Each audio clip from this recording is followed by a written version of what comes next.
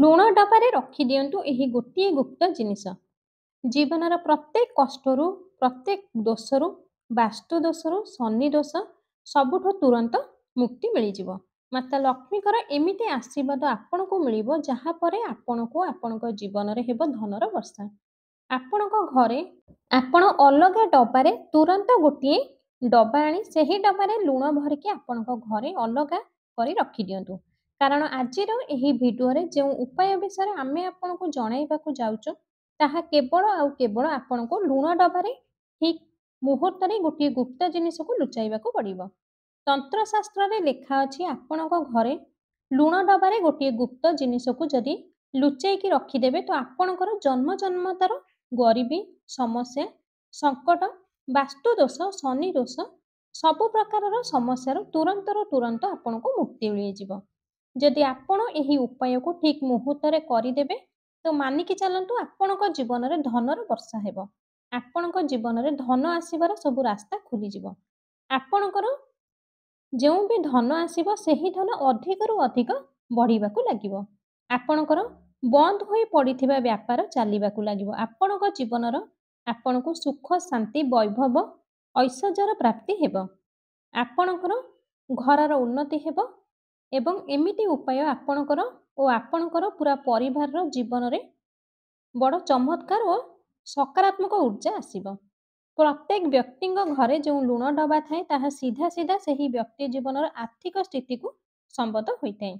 ଜ୍ୟୋତିଷ ଶାସ୍ତ୍ରରେ ମାନ୍ୟତା ଅଛି କି ଯଦି ବ୍ୟକ୍ତିର ଘରେ ଲୁଣ ଡବା ଖାଲି ହୋଇଯାଇଥାଏ, ତ ଏହା ସେହି ଘରର ଆର୍ଥିକ ସ୍ଥିତି ବହୁତ ବଡ଼ ଅସର ପଡ଼ିଥାଏ ଏବଂ ସେହି ଘରର ବାସ୍ତୁ ଦୋଷ ବି ଖରାପ ହୋଇଥାଏ। ଲୁଣକୁ କେବେ ବି ନଷ୍ଟ କରନ୍ତୁ ନାହିଁ। ଆପଣଙ୍କ ଘରେ ଗରିବୀ ଓ ଦୁଃଖ ଆସିଥାଏ।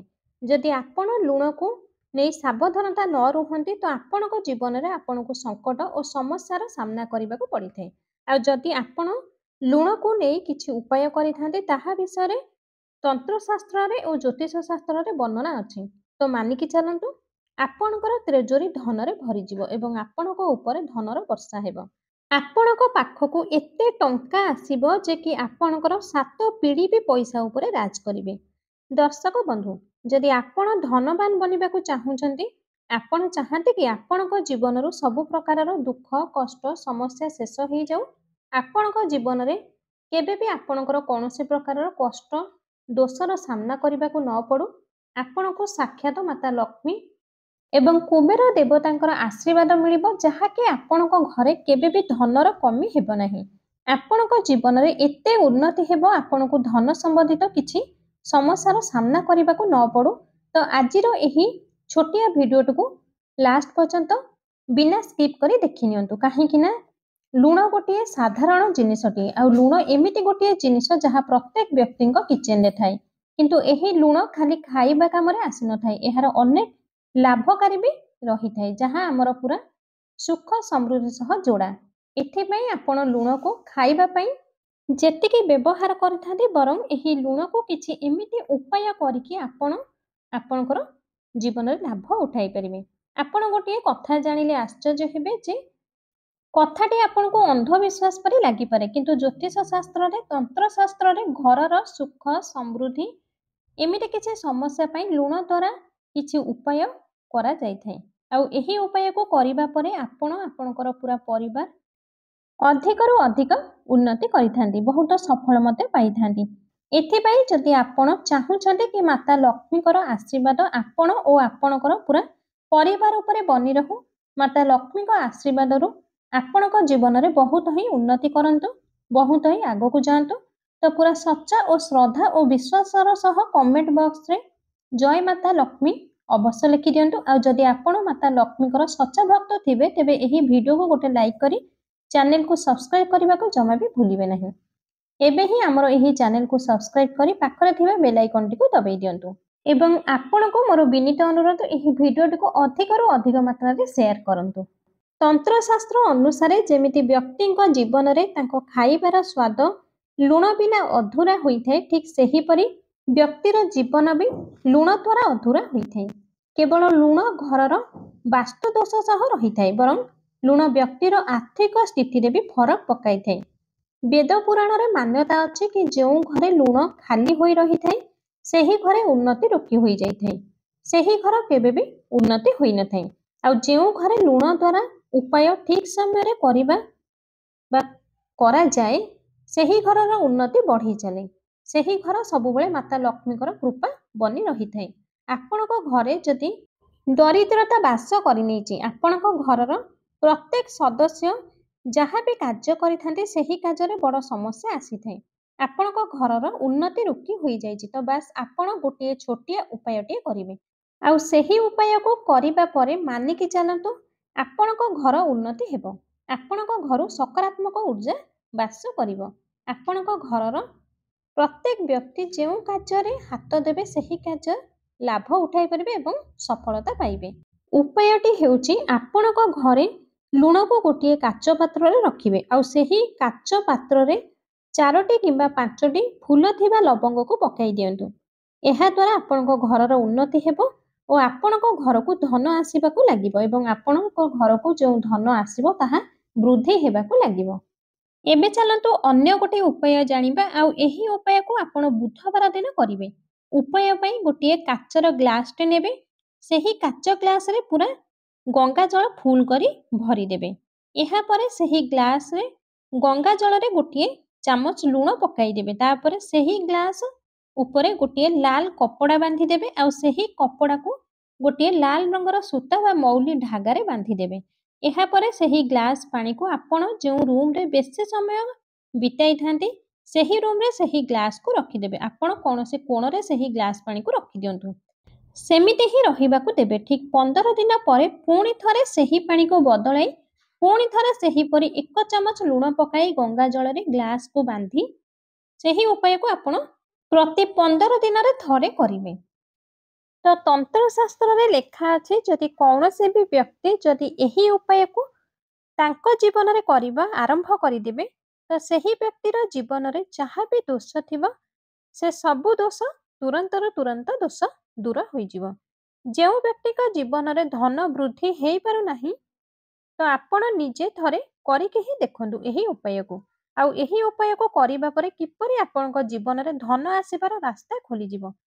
ଦର୍ଶକ ବନ୍ଧୁ, ଯଦି ଆପଣଙ୍କ ଉପରେ ମଙ୍ଗଳ ଦୋଷ ଥାଏ କିମ୍ବା ଆପଣଙ୍କ ଉପରେ ଶନି ଦୋଷ ଥାଏ, ଆପଣ ଏହି ଦୋଷକୁ ଆପଣଙ୍କ ଉପରୁ ବହୁତ ଜଲ୍ଦି ଦୂର କରିବା ପାଇଁ ଚାହୁଁଛନ୍ତି, ତ ଏଥିପାଇଁ ଏହି ଛୋଟିଆ ଉପାୟ ଆପଣ ମଙ୍ଗଳବାର ଦିନ ନାହିଁ ତ ଶନିବାର ଦିନ କରିବା ଆରମ୍ଭ କରିଦିଅନ୍ତୁ।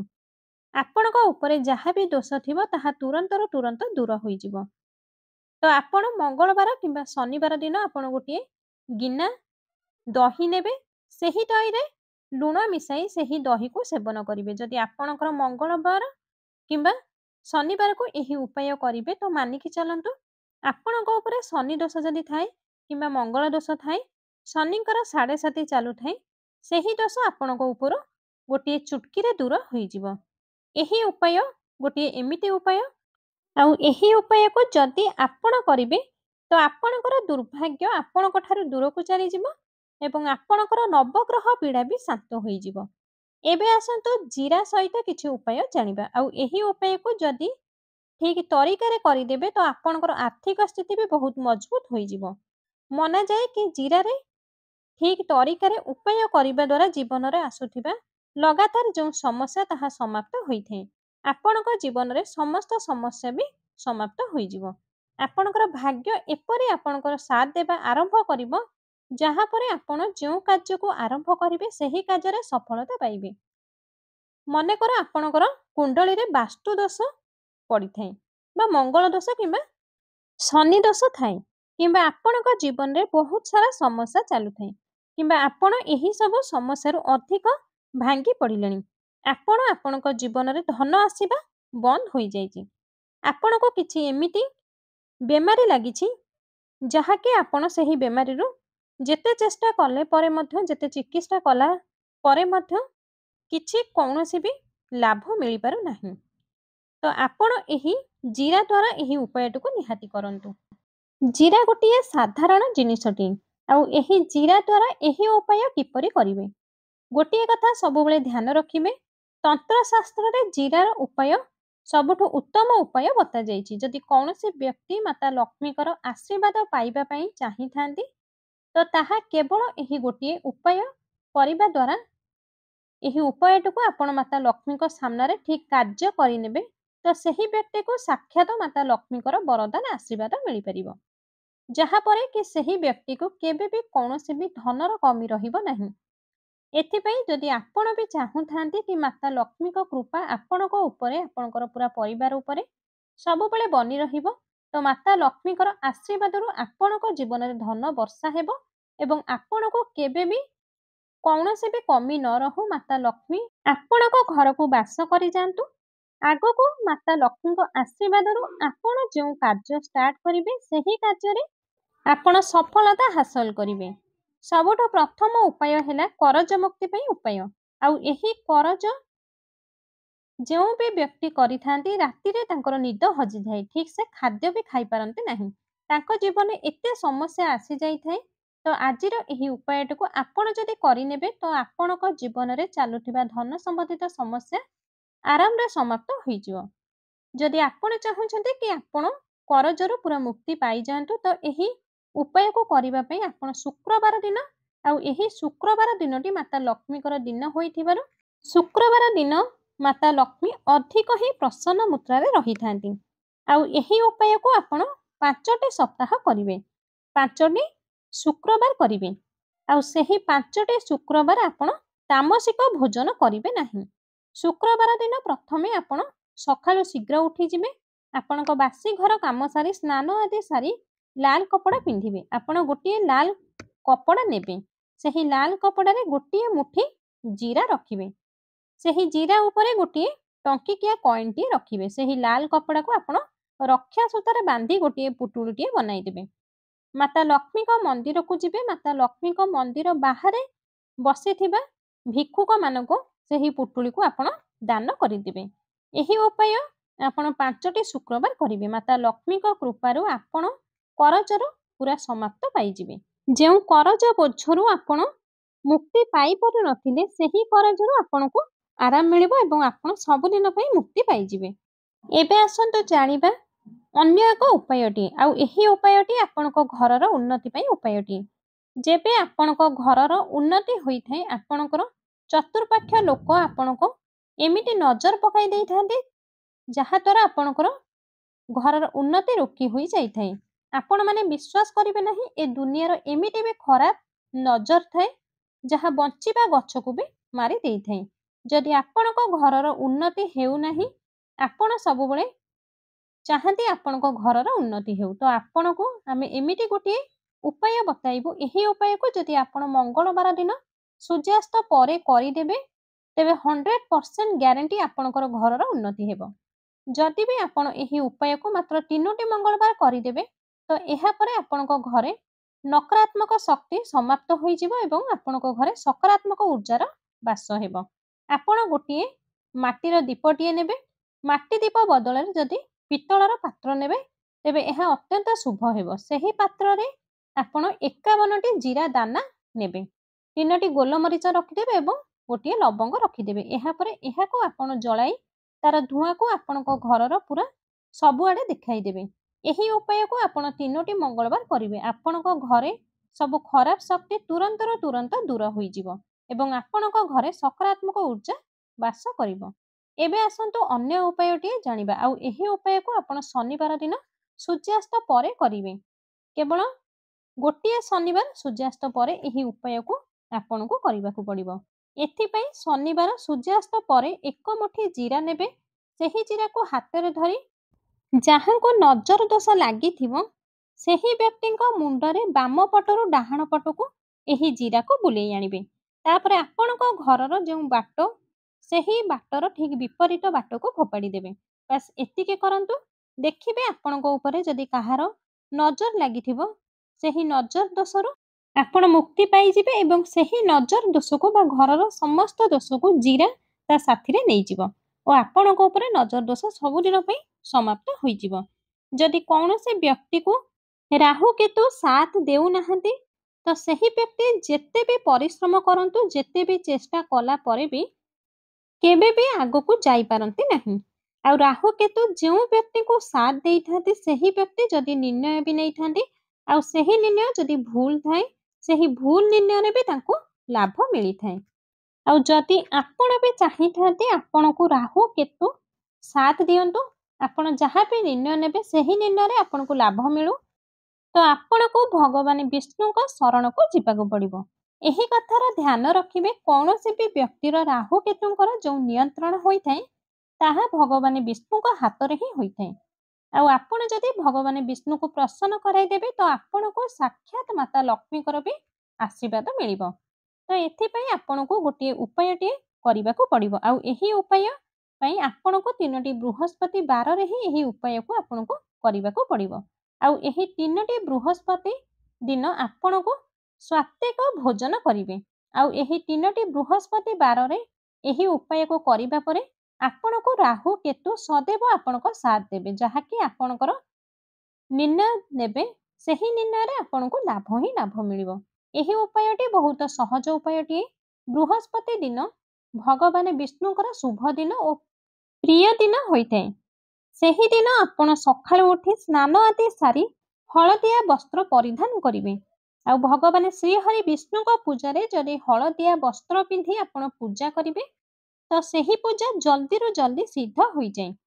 ଆପଣ ହଳଦିଆ କପଡ଼ାଟିଏ ନେବେ, ଗୋଟିଏ ତମ୍ଭା ଢାଳ ନେବେ, ସେଥିରେ ଗଙ୍ଗା ଜଳ ଭରି ଦେବେ। 1 ମୁଠି ଜିରା ନେଇ ଆପଣଙ୍କ ଆଖପାଖରେ ଥିବା ଓସ୍ତ ଗଛ ପାଖକୁ ଯାଇ, ସେହି ଓସ୍ତ ଗଛରେ ଭଗବାନ ବିଷ୍ଣୁ ବାସ କରିଥାନ୍ତି, ତ ଓସ୍ତ ଗଛ ପାଖକୁ ଯାଇ ସେହି 1 ମୁଠି ଜିରାକୁ ଓସ୍ତ ଗଛର ଦକ୍ଷିଣ ପଟରେ ପକେଇ ଦେବେ। ଯେଉଁ ଲୋଟା ଜଳ ନେଇଥିବେ ସେହି ଜଳକୁ ଓସ୍ତ ଗଛକୁ ଅର୍ପିତ କରିଦେବେ। ଏହାପରେ ଓସ୍ତ ଗଛର ଚାରିପଟେ 7 ଥର ପରିକ୍ରମା କରିବେ। ଏହାପରେ ଭଗବାନଙ୍କ ବୀଜ ମନ୍ତ୍ର ଓମ୍ ନମୋ ଭଗବତେ ବାସୁଦେବାୟ ନମଃ, ଏହି ମନ୍ତ୍ରକୁ ଆପଣ 7 ଥର ଜପ କରିବେ। ବାସ୍ ଏହି ଉପାୟକୁ ଆପଣ 3ଟି ବୃହସ୍ପତି ବାରରେ କରନ୍ତୁ। ଦେଖିବେ କି ଆପଣଙ୍କୁ ରାହୁ କେତୁ ଆପଣଙ୍କର ସାଥ ଦେବେ।